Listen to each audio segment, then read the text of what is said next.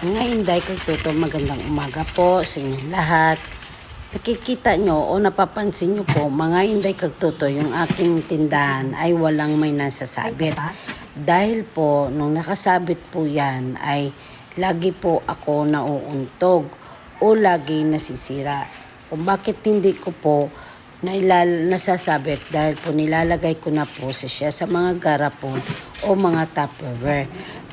Una po, dahil maiwasan po ng pag-damage ng pagkakain ng mga daga.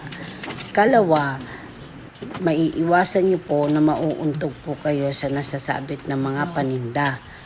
Tatlo, magiging malinis po siyang tignan sa inyong tindahan na maliwalas at maliwanag at malawak ang paningin nyo sa tindahan kahit na maliit lang po ang space.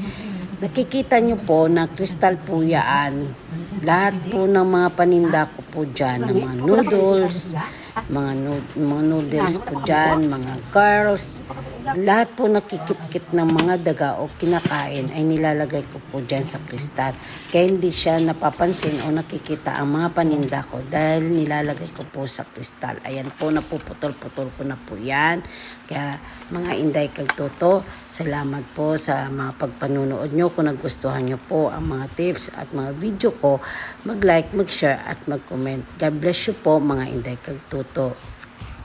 Ang importante mga Inday Kagtuto na makumpleto po ang ating tindahan para pag maghanap po sila ng gusto nila na bilhin, meron po tayong maidadampot at maibibigay sa kanya. Kaya Inday, bibili pa po muna ako ng paninda ko dahil nga bungi-bungi na to ang aking tindahan. Kaya God bless po uli mga Inday Kagtuto.